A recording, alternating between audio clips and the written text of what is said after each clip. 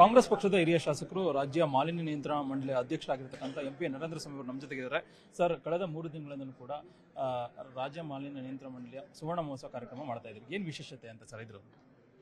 ಇವತ್ತು ಮತ್ತು ನಾಳೆ, ಇವತ್ತು ವಿಚಾರ ಸಂಕಿರಣ, ನಾಳೆ ನಮ್ಮ ಸುವರ್ಣ ಮಹೋತ್ಸವದ ವೇದಿಕಾ ಕಾರ್ಯಕ್ರಮ. ಇವತ್ತು ವಿವಿಧ ರಾಜ್ಯಗಳಿಂದ ವಿವಿಧ ರಾಜ್ಯ ಮಾಲಿನ್ಯ ನಿಯಂತ್ರಣ ಮಂಡಳಿಯ ಅಧ್ಯಕ್ಷಗಳು, ಕಾರ್ಯದರ್ಶಿಗಳು ಈ ಕಾರ್ಯಕ್ರಮದಲ್ಲಿ ಭಾಗಿಯಾಗಿದ್ದಾರೆ. ನಮ್ಮ ಹಲವಾರು ಕೈಗಾರಿಕೆಗಳ ಪ್ರಮುಖರು ಮತ್ತು ಪರಿಸರವಾದಿಗಳು ಮತ್ತು ಸಬ್ಜೆಕ್ಟ್ ಎಕ್ಸ್ಪರ್ಟ್ಸ್ ಕೂಡ ಇವತ್ತು ವಿವಿಧ IAS ಇಂದ ಇರ್ಬೋದು, ನ್ಯಾಷನಲ್ ಲಾ ಸ್ಕೂಲಿಂದ ಇರ್ಬೋದು, IIM ಇಂದ ಇರ್ಬೋದು, ಇವತ್ತು ಎಂಪ್ರಿ ಜವಾಬ್ದಾರಿನಲ್ಲಿ ಈ ಕಾರ್ಯಕ್ರಮ ನಡೀತದೆ.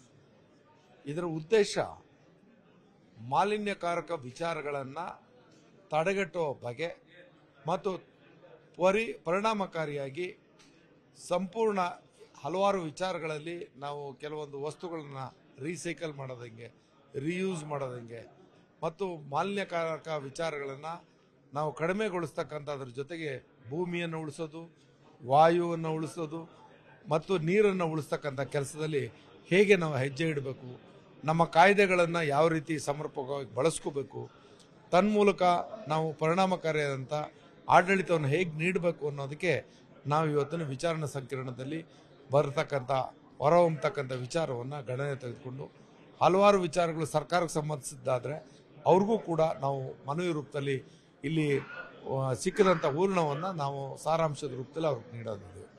ಮತ್ತು ಇವತ್ತು ನಾವು ಈ ಕಾರ್ಯಕ್ರಮವನ್ನು ಕಳೆದ 1-1.5 ತಿಂಗಳಿಂದ ರಾಜ್ಯಾದ್ಯಂತ ಎಲ್ಲ ಜಿಲ್ಲೆಗಳಲ್ಲಿ ನಾವು ನಡೆಸಿದ್ದೇವೆ. ಆ ಕಾರ್ಯಕ್ರಮ ಜಿಲ್ಲಾ ಮಟ್ಟಕ್ಕೆ ನಾವು ತೆಗೆದುಕೊಂಡು ಹೋಗೋದಕ್ಕೆ ಕಾರಣನೇ ಅರಿವು ಮೂಡಿಸ್ತಕ್ಕಂಥ ಕೆಲಸ, ಪರಿಸರದ ಅರಿವು ಮೂಡಿಸ್ತಕ್ಕಂಥದ್ದು. ಅದರಲ್ಲೂ ವಿಶೇಷವಾಗಿ ಯುವಕ ಯುವತಿಯರು, ವಿದ್ಯಾವಂತರಿಗೆ ನಾವು ವಿಚಾರವನ್ನು ನಮ್ಮ ಪರಿಸರವಾದಿಗಳ ಮುಖಾಂತರ ಗಣನೆಗೆ ತೆಗೆದುಕೊಂಡು ಅವರನ್ನು ಈ ವಿಚಾರದಲ್ಲಿ ಜವಾಬ್ದಾರಿ ನಾಗರಿಕರನ್ನಾಗಿ ಪ್ರೇರೇಪಿಸ್ತಕ್ಕಂಥ ಕೆಲಸವನ್ನು ನಾವು ಮಾಡಿರ್ತಕ್ಕಂಥದ್ದು. ನಮ್ಮ ಪರಿಸರ ಮಾಲಿನ್ಯ ನಿಯಂತ್ರಣ ಮಂಡಳಿ ಏನಿವತ್ತು ಕರ್ನಾಟಕ ರಾಜ್ಯದ KSPCB ಅಂತ ನಾವು ಸಂಸ್ಥೆ ಇದೆ, ನಾವು ಜನಸ್ನೇಹಿಯಾಗಿ, ಪರಿಸರ ಸ್ನೇಹಿಯಾಗಿ, ಕೈಗಾರಿಕಾ ಸ್ನೇಹಿಯಾಗಿ ಪ್ರತಿಯೊಂದು ಹೆಜ್ಜೆಯಲ್ಲೂ ಎಲ್ಲರ ಜೊತೆಯಲ್ಲಿ ನಾವು ಮಿಲನ ಆಗಬೇಕು. ಆ ಮೂಲಕ ಪ್ರತಿಯೊಂದನ್ನು ನಾವು ಶೇರ್ ಮಾಡ್ಕೊಳ್ಳೋಕೆ ತಯಾರಿದ್ದೀವಿ. ನಿಮ್ಮ ಜೊತೆಯಲ್ಲಿ ನಾವಿದ್ದೇವೆ, ನಮಗೆ ಸಹಕರಿಸಿ ಅನ್ನೋಂಥ ಮನವಿ ಜೊತೆಯಲ್ಲಿ ಹೆಜ್ಜೆ ಇಟ್ಟಿದ್ದೀವಿ. ವಿಚಾರ ಸಂಕಿರಣದ ಮುಖಾಂತರ ಒಂದು ಕಡೆ ಸರ್ಕಾರಕ್ಕೆ ಏನು ಸಲಹೆ, ಮತ್ತೊಂದು ಕಡೆ ರಾಜ್ಯದ ಜನರು ಮತ್ತು ಕೈಗಾರಿಕೋದ್ಯಮಿಗಳು ಏನು ನಿರೀಕ್ಷೆ ಮಾಡ್ಬೋದು ಸರ್? ಇವತ್ತು ಸಂಜೆ ಇಲ್ಲಿಂದ ಹೊರಹೊಮ್ಮತಕ್ಕಂಥ ಸಾರಾಂಶವನ್ನು ನಾವು ನಿಮಗೆ ಪ್ರಕಟಪಡಿಸ್ತೀವಿ. ಮಾಧ್ಯಮಕ್ಕೂ ಈ ಒಂದು ಈ ವಿಚಾರ ಸಂಕಿರಣದ ಪೂರ್ಣವನ್ನು ನಿಮ್ಮೆಲ್ಲರಿಗೂ ಶೇರ್ ಮಾಡ್ತೀವಿ. ಅದ ನಂತರ ಅದೇ ವಿಚಾರದಲ್ಲಿ ಸರ್ಕಾರಕ್ಕೆ ನಾವು ಏನು ಮನವಿಯನ್ನು ಸಲ್ಲಿಸಬೇಕು ಅನ್ನೋದು ನಮ್ಮ ಗಮನದಲ್ಲಿದೆ.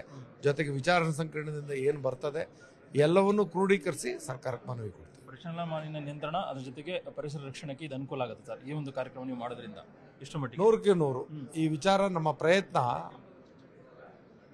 ಭವಿಷ್ಯತ್ತಿನ ಪೀಳಿಗೆಗೆ ಮತ್ತು ಪರಿಸರ ಸಂರಕ್ಷಣೆಗೆ ನಾವು ದಿಟ್ಟ ಹೆಜ್ಜೆ ಮತ್ತು ತೀರ್ಮಾನದಲ್ಲಿ ಈ ಒಂದು ವಿಚಾರ ಸಂಕಿರಣನೇ ಆಗಲಿ ಅಥವಾ ರಾಜ್ಯ ಮಟ್ಟದಲ್ಲಿ ನಾವೆಲ್ಲ ಜಿಲ್ಲೆಗಳಲ್ಲಿ ಪರಿಸರ ಸ್ನೇಹಿಯಾಗಿ ಇರಿ ಅನ್ನೋದಕ್ಕೋಸ್ಕರ ಅರಿವು ಮೂಡಿಸ್ತಕ್ಕಂಥ ಕಾರ್ಯಕ್ರಮ ಆಗಲಿ, ಎಲ್ಲವೂ ಕೂಡ ನಮ್ಮ ಮಂಡಳಿಯ ಜವಾಬ್ದಾರಿಯನ್ನು ಹೆಚ್ಚಿಸ್ತಕ್ಕಂಥ ಕೆಲಸ.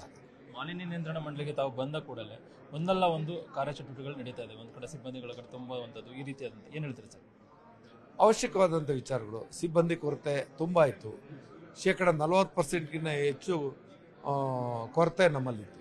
ಅಂದರೆ 40% ಒಳಗಿನ ಸಿಬ್ಬಂದಿ ಇತ್ತು ನಮಗೆ. ಇನ್ನು 60% ಸಿಬ್ಬಂದಿ ಕೊರತೆ ಇತ್ತು. ಅದನ್ನು ಮುಖ್ಯಮಂತ್ರಿಗಳ ಗಮನಕ್ಕೆ ತಂದೆ. ಆಯಿತು, ಅದನ್ನೆಲ್ಲ ರೆಕ್ರೂಟ್ ಮಾಡಪ್ಪ ಅಂತ ಅಂದ್ಬಿಟ್ಟು ನನಗೆ ಅನುಮತಿ ಕೊಟ್ಟರು. ಸರ್ಕಾರದ ಅನುಮತಿಯೊಂದಿಗೆ ಈ ರೆಕ್ರೂಟ್ಮೆಂಟ್ಗೆ ಹೋಗ್ತೀನಿ. ಮಧ್ಯ ಸ್ವಲ್ಪ ಒಳ ಮೀಸಲಾತಿ ವಿಚಾರದ್ದು ಅಡಚಣೆ ಇತ್ತು, ಈಗ ಎಲ್ಲ ನಿವಾರಣೆ ಆಗಿದೆ. ಅದರಂತೆ ಇವಾಗ ರೆಕ್ರೂಟ್ಮೆಂಟ್ಗೆ ಹೋಗ್ತದೆ. ವಾಹನಗಳ ಕೊರತೆ ಇತ್ತು. ನಮ್ಮ ಮಂಡಳಿಗೇನೆ ಒಂದು ಸುಸ್ಥಿರ ವಾಹನಗಳಿರಲಿಲ್ಲ. ಈಗ ಸುಮಾರು 61 ವಾಹನಗಳನ್ನ ಈಗೆಲ್ಲನೂ ಖರೀದಿ ಮಾಡಿ ಕೊಟ್ಟಿದ್ದೀವಿ. ಸೊ ಸಂಸ್ಥೆನ ಮೊದಲು ಸದೃಢ ಮಾಡೋದ್ರ ಜೊತೆಗೆ ಸ್ಥಳೀಯ ಸಂಸ್ಥೆಗಳು, ಸ್ಥಳೀಯ ಆಡಳಿತ ಎಲ್ಲರ ಜೊತೆಯಲ್ಲಿ ನಾವು ಪರಿಸರವಾದಿಗಳು, ಕೈಗಾರಿಕೋದ್ಯಮಿಗಳು ಎಲ್ಲರ ಜೊತೆಯಲ್ಲಿ ನಾವು ಸಂಪರ್ಕದ ಜೊತೆಯಲ್ಲಿ ಅವ್ರಿಗೂ ಅರಿವು ಮೂಡಿಸ್ಬೇಕು, ಸಾರ್ವಜನಿಕರು ಅರಿವು ಮೂಡಿಸ್ಬೇಕು. ಜೊತೆಗೆ ನಮ್ಮ ರಾಜ್ಯದಲ್ಲಿ ಕೈಗಾರಿಕೆಗಳು ಇನ್ನಷ್ಟು ಹೆಚ್ಚಿದ್ರೂ ಕೂಡ ಪರಿಣಾಮಕಾರಿಯಾಗಿ ಮಲಿನಕಾರಕ ವಿಚಾರದಲ್ಲಿ ಅವ್ರನ್ನ ನಿಯಂತ್ರಣ ಮಾಡಬಲ್ವಿ ಅನ್ನೋದನ್ನು ನಾವು ತೋರಿಸುವಂಥ ಚಾಲೆಂಜನ್ನು ನಾವು ಸ್ವೀಕರಿಸಿದ್ವಿ. ಕೊನೆ ಪ್ರಶ್ನೆ ಸರ್, ನರೇಂದ್ರ ಸ್ವಾಮಿ ಅವರು ಶಾಸಕರಾಗಿ ಸರ್ಕಾರದ ಒಂದು ಇಲಾಖೆಗಳನ್ನ ಸೆಲೆ ಕೊಡುವಂಥದ್ದು ಈ ರೀತಿಯ ಒಳ್ಳೆ ಕೆಲಸ ಮಾಡಿ ಇನ್ನೊಂದು ಹೇಳಿಕೆಯನ್ನು ಕೊಡ್ತಾರೆ. ಈಗ ಮಾಲಿನ್ಯ ನಿಯಂತ್ರಣ ಮಂಡಳಿ ಇಷ್ಟೊಂದು ಬದಲಾವಣೆ ತರ್ತಾ ಇದ್ದಾರೆ. ಮತ್ತೊಂದು ಕಡೆ ಬರುವಂಥ ದಿನಗಳಲ್ಲಿ ನಿಮ್ಮ ಅಭಿಮಾನಿಗಳು, ಕಾರ್ಯಕರ್ತರು, ಇವರೆಲ್ಲರೂ ಹಿತೈಷಿಗಳು ಏನಾದರೂ ನಿರೀಕ್ಷೆ ಮಾಡ್ಬೋದಾ ಉನ್ನತ ಹುದ್ದೆಯ ಸ್ಥಾನದಲ್ಲಿ ಈಗಿರ್ತಕ್ಕಂಥ ಸಿಚುವೇಶನಲ್ಲಿ? ಇದು ಪಕ್ಷ ಮತ್ತು ನಮ್ಮ ಮುಖ್ಯಮಂತ್ರಿಗಳಿಗೆ ಅವರ ವಿವೇಚನೆಗೆ ಬಿಟ್ಟಂಥ ವಿಚಾರ. ನಾನೊಬ್ಬ ನಿಷ್ಠಾವಂತ ಕಾರ್ಯಕರ್ತನೂ ಹೌದು, ಶಾಸಕನೂ ಹೌದು, ಮತ್ತು ನಾನು 80ರ ದಶಕದಿಂದ ಪಕ್ಷದ ಸಕ್ರಿಯ ಕಾರ್ಯಕರ್ತನಾಗಿ ನಾನು ದುಡಿಮೆ ಮಾಡಿದ್ದೇನೆ. ಎಲ್ಲ ವಿಚಾರ ಅವ್ರಿಗೆ ಬಿಡ್ತೀನಿ. ನಾನು ಇದನ್ನು ಯಾವ ರೂಪದಲ್ಲೂ ಯಾರಿಗೂ ಒತ್ತಡ ಮತ್ತೊಂದು ತರುವಂಥವನ್ನಲ್ಲ. ನಾವು ಯಾವತ್ತಿದ್ರೂ ಪಕ್ಷದ ಶಿಸ್ತಿನ ಸಿಪಾಯಿಗಳು.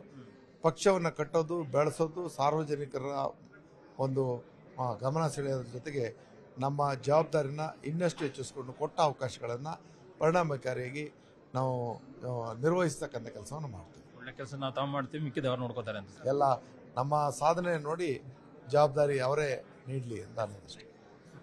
ಇದಿಷ್ಟು MP ನರೇಂದ್ರ ಸ್ವಾಮಿ ಅವರ ಮಾತು. ಕ್ಯಾಮರಾ ಪರ್ಸನ್ ಕೊಂಡ್ಯ ಜೊತೆಗೆ ಕೃಷ್ಣ ಜೀವಿ, ನ್ಯೂಸ್ 18 ಕನ್ನಡ, ಬೆಂಗಳೂರು. ನಿರ್ಭೀತ, ನಿಷ್ಪಕ್ಷಪಾತ, ವಿಶ್ವಾಸಾರ್ಹ ಸುದ್ದಿಗಳಿಗೆ ಮತ್ತೊಂದು ಹೆಸರಾಗಿರುವ ನ್ಯೂಸ್ 18 ಕನ್ನಡ ಈಗ ಆಪ್ನಲ್ಲೂ ಲಭ್ಯವಿದೆ. ದಯವಿಟ್ಟು ಇಲ್ಲಿರುವ QR ಕೋಡ್ ಅನ್ನು ಸ್ಕ್ಯಾನ್ ಮಾಡಿಕೊಂಡು ಆಪ್ ಡೌನ್ಲೋಡ್ ಮಾಡೋದಕ್ಕೆ ಮರಿಬೇಡಿ. ನಿಮ್ಮ ಬೆಂಬಲ ಹೀಗೆ ಸದಾ ನಮ್ಮೊಂದಿಗಿರಲಿ. ಧನ್ಯವಾದ.